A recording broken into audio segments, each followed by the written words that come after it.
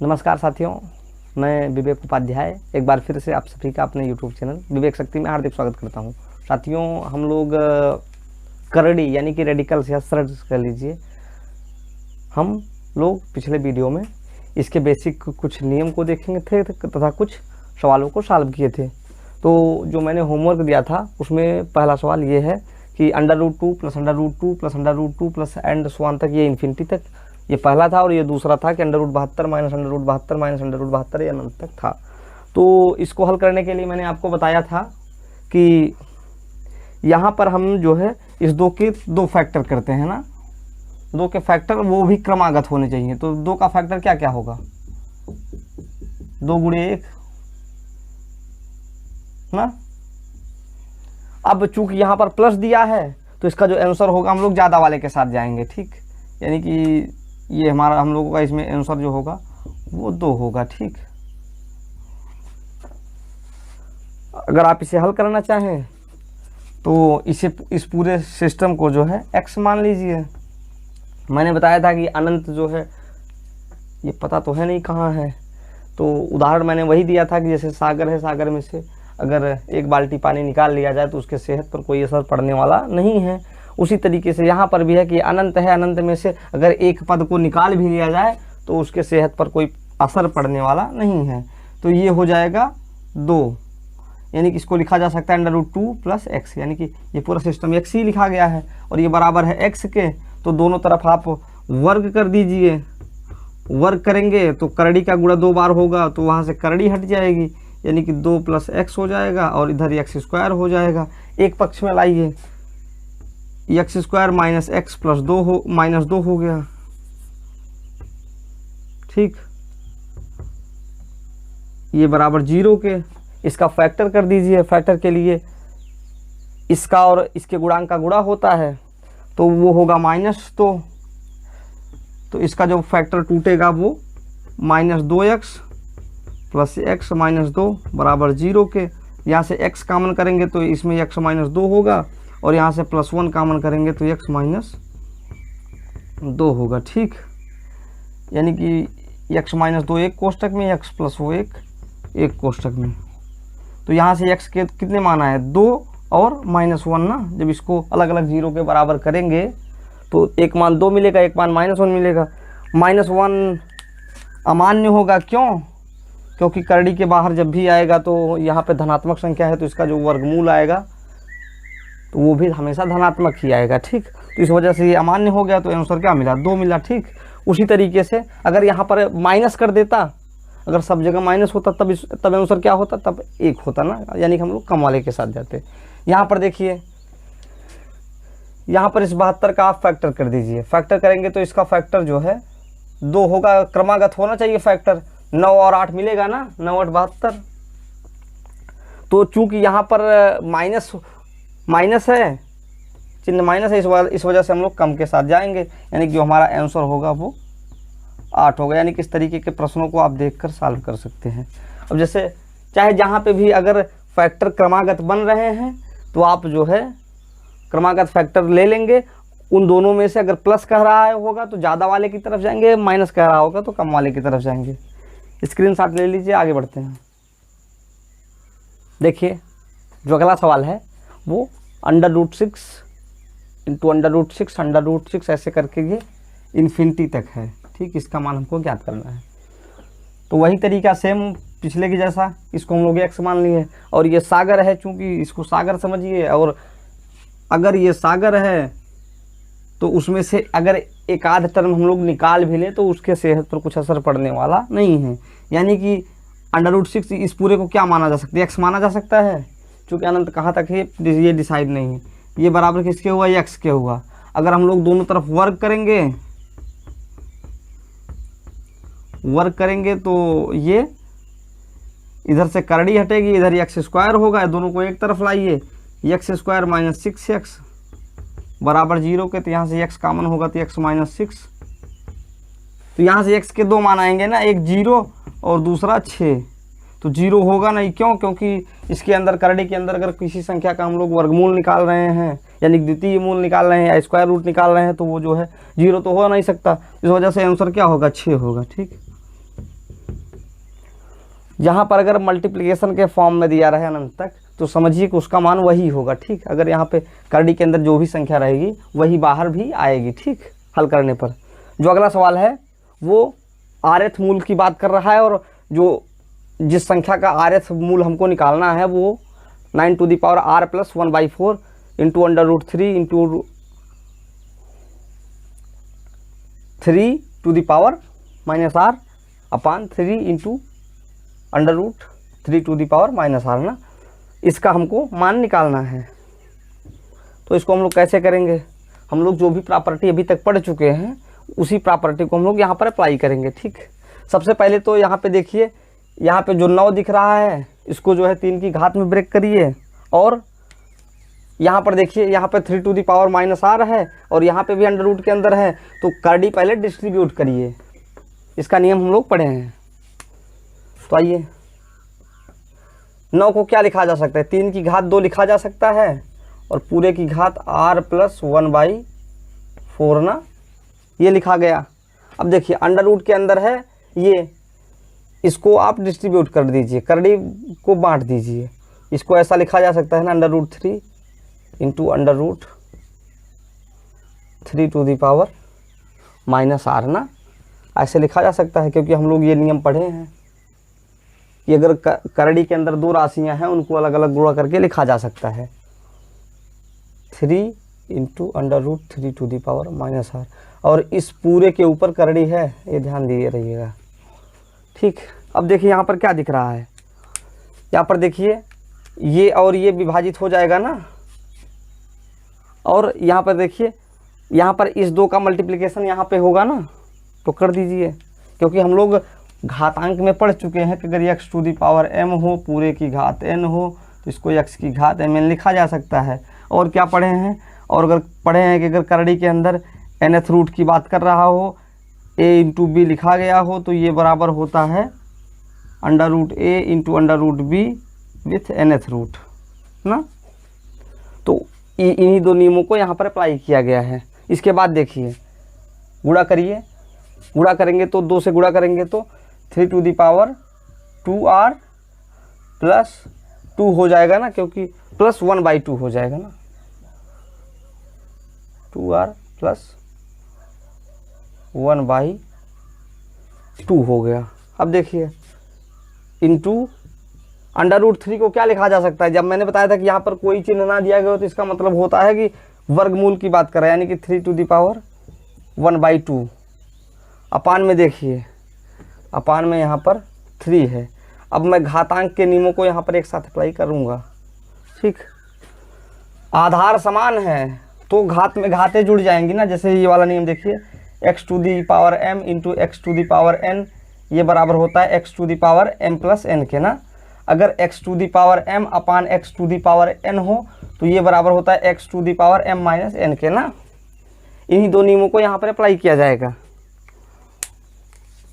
देखिए जोड़ दीजिए, 3 टू दी पावर क्या हो जाएगा, ये 2r प्लस 1/2 प्लस 1/2 ना, अपान 3, और पूरे का जो है rth रूट कह रहा है, ठीक। अब देखिए इसको जब जोड़ेंगे तो ये 2r और प्लस आधा मिलकर पूरा हो जाएगा ना। और अब ये नीचे वाला नियम अप्लाई कर दीजिए, यानी कि ये बराबर कितना होगा, 3 to the power 2r plus 1 ऊपर से, और इधर एक वाला जब ऊपर जाएगा तो ये माइनस हो जाएगा ना। दूसरा नियम अप्लाई किया गया है, ठीक। ये हो गया ना, +1 से यहाँ पे देखिए +1 से -1 कैंसिल आउट हुआ ना, तो अंदर कितना बचा, 3 टू दी पावर 2r, और पूरे के rth रूट की बात कर रहा है। अब देखिए जो हम लोग करड़ी का प्राथमिक पहला नियम पढ़े थे और उसमें क्या पढ़े थे कि अगर x टू दी, अगर मतलब कि x के अंडर रूट नहीं, गलत बोल रहा हूँ, x के अगर nth रूट की बात कर रहा हो तो इसको x की पावर 1/n लिखा जा सकता है। वही नियम यहाँ पे अप्लाई कर दीजिए। तो इसको क्या लिखा जा सकता है, 3 टू दी पावर 2r पूरे की घात 1/r या 1/r। तो जब हम इसको करेंगे, इसको सरल करेंगे तो यहाँ पर ये वाला नियम अप्लाई करेंगे तो इसका इसमें जब गुणा होगा तो ये कितना बनेगा, तो r से r कैंसिल आउट होगा, यानी कि 3 की घात 2 बचेगा, यानी कि इसका आंसर आएगा जो वो 9 आएगा। इसमें कुछ था नहीं, बस जो भी अभी तक हम लोग नियम पढ़े हैं उनको जो है हम लोग अप्लाई करके इसका मान निकाल लेंगे। जो पहला नियम पढ़े थे, यहाँ पे करड़ी हम लोग डिस्ट्रीब्यूट कर दिए जिससे ये वाला विभाजित हो गया। उसके बाद घातांक के नियम से हम लोग इसको सरल कर लिए पूरे को, अंदर वाले को। उसके बाद फिर करड़ी वाले नियम की सहायता से हम लोग हल कर लिए इसको, तो हमारा जो आंसर आया वो ये आया। स्क्रीनशॉट आप ले लीजिए। देखिए जो हम लोग आगे टाइप जो पढ़ेंगे वो ये पढ़ेंगे कि अगर करड़ी के अंदर कोई भी एक्सप्रेशन लिखा गया है तो उसको हम लोग पूर्ण वर्ग कैसे बनाएंगे। ठीक, जैसे इसका मान अगर एग्जाम में पूछ ले, इस तरीके का प्रश्न दे दे और पूछे बताए कि इसका मान ज्ञात कीजिए, तो हम लोग क्या करेंगे। यहाँ पर आपको क्या दिख रहा है, चूंकि ये वर्गमूल की बात कर रहा है यानी कि स्क्वायर रूट की बात कर रहा है ना, जब जहाँ यहाँ पर कोई सिंबल नहीं है तो इसका मतलब समझिए कि ये वर्गमूल की बात कर रहा है या स्क्वायर रूट की बात कर रहा है। तो अब देखिए इसका मान तभी निकल सकता है जब यहाँ पर जो है ये किसी भी संख्या का पूर्ण वर्ग हो ना, तो पूर्ण वर्ग हम लोग इसको अब हम लोग पूर्ण वर्ग बनाना सीखेंगे। देखिए जैसे 7 + 4√3 लिखा गया है, तो अगर यहाँ पे देखिए बीच में प्लस है तो प्लस का सिंबल कब आएगा, जब इस तरीके का कुछ लिखा गया हो, a² + b² + 2ab ना।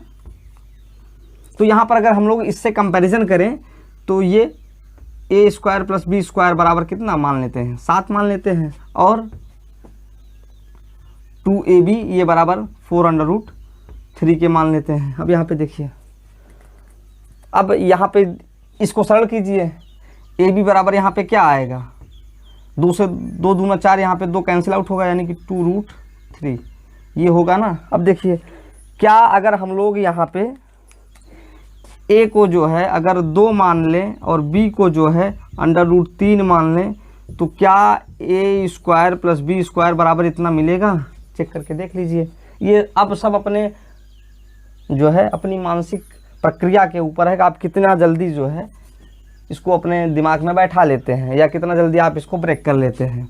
जैसे देखिए अब यहाँ पे 2 है और ये √3 है ना, तो अगर a² करेंगे तो 2 दूना 4 हो जाएगा, और अगर b² करेंगे तो √3 गुणे √3 करेंगे तो 3 आएगा, यानी 4 3 7 हो जाएगा ना। यानी कि यहाँ पर क्या दिख रहा है,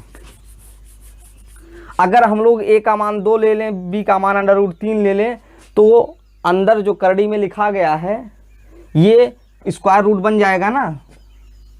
अरे अगर हम इसको लिख दें, यही तो लिखा गया है, अगर a और b हम लोग ये मान लें तो a² + b² का मान ये हो गया 7 और 2ab का मान 4√3 हो गया। तो यानी कि यहाँ पे लिखा क्या गया है करड़ी के अंदर यही तो लिखा गया है 2 + √3 इसका होल स्क्वायर ना।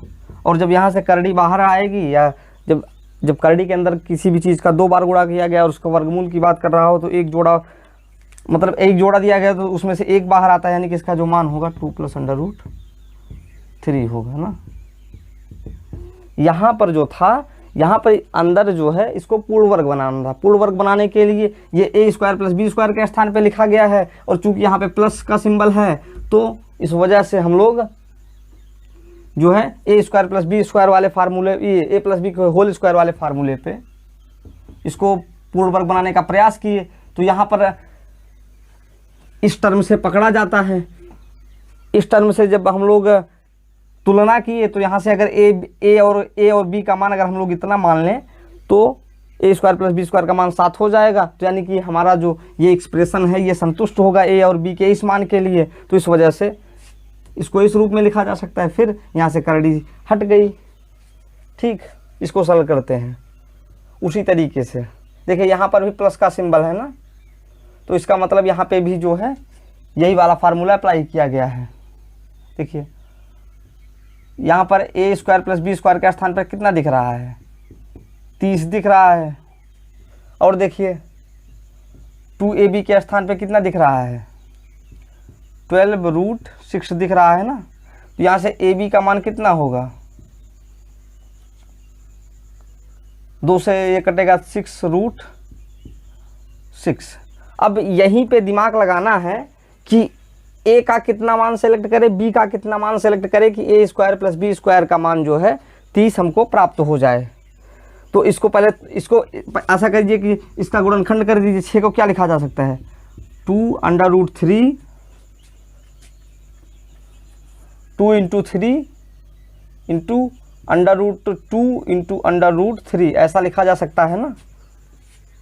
अब इसमें से देखिए कौन सा दो जोड़ा लें कि ए स्क्वायर प्लस बी स्क्वायर का मान 30 हो जाए। अगर हम लोग इसको लेते तो ये नहीं होगा। अगर एक जोड़े, एक ए का मान ए ले लें, बी का मान √6 ले लें, तब ए स्क्वायर प्लस बी स्क्वायर बराबर 30 नहीं होगा। तो अब ऐसा बैठाइए, इसको एक साथ ले लीजिए, इसको एक साथ लेकर देखिए 2√2 का जब हम लोग स्क्वायर करेंगे तो कितना आएगा, तो ये 2 दूना 4 दूना ये 8 आएगा। और जब इसका करेंगे तो 3 त्रिक का 9 और 9 3 27, 27 8 ये भी नहीं आएगा। अब ऐसा करिए कि 2 के साथ √3 को लीजिए। अब यहाँ पर सब सोचने के ऊपर है अपने, इसको एक जोड़े में बनाइए, इसको एक जोड़े में बनाइए, बना कर देखिए। यानी कि 2√3 और 3√2 जब हम लोग इसका स्क्वायर अगर करते हैं तो यहाँ पर क्या होगा, 2 दूना 4 तिहाई 12 और यहाँ पे 3 त्रिक का 9 दूनी 18। यहाँ पर क्या दिख रहा है, 18 12 कितना हो जाएगा, 30 हो जाएगा ना। यानी कि अब यहाँ पे आपको सोचना पड़ेगा कि हम लोग सबसे पहले तो ए बी का मान जितना आए उसका हम लोग गुणनखंड कर लेते हैं, अब फैक्टर कर लेते हैं। उसे फैक्टर के बाद हम लोग अपने मन मस्तिष्क से, अपने दिमाग से सेट करते हैं कि किसको हम लोग लेंगे तो ये जो है ए स्क्वायर प्लस बी स्क्वायर बराबर 30 मिल जाएगा। तो यहाँ पर क्या दिख रहा है कि अगर ए का मान जो है 2√3 ले लें तथा बी का मान 3√2 ले लें तो ए स्क्वायर प्लस बी स्क्वायर बराबर 30 मिल जाएगा ना। यानी कि अंदर कुछ ऐसा लिखा गया है, इसको ऐसा समझिए कुछ कि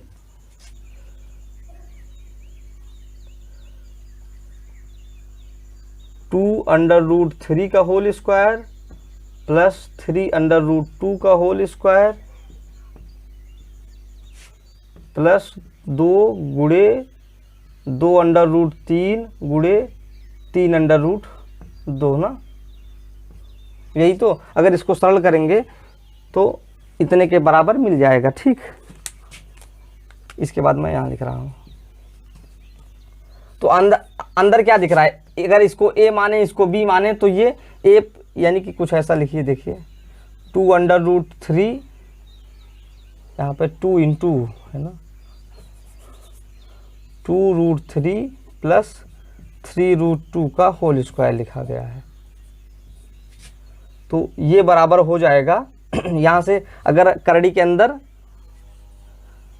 2 बार गुणा किया गया है तो इसका जो है वो जब वर्गमूल निकालेंगे तो यहाँ से करड़ी हट जाएगी ना, 2√3 प्लस 3√2 यही बाहर आएगा। यानी कि इसका जो मान होगा वो यही होगा। ठीक, इसमें कुछ था नहीं, बस अंदर पूर्ण वर्ग बनाना था। पूर्ण वर्ग बनाने के लिए आप यहाँ पे सिंबल देखेंगे, सिंबल अगर प्लस में है तो आप इस रूप में इस फार्मूले पर बनाने का प्रयास करेंगे। यानी कि मैं यहाँ लिख रहा हूँ a प्लस बी का होल स्क्वायर बराबर A square plus B square plus 2ab। ठीक है, अगर यहाँ पर जो है प्लस का सिंबल दिखे तो आप a प्लस बी के होल स्क्वायर में बनाने का प्रयास करेंगे, और अगर यहाँ पर माइनस दिखे, यानी कि अगर यहाँ पर अगर यही माइनस होता तो आप इसे जो है यहाँ पर a माइनस बी वाला फार्मूला अप्लाई करते हैं ना।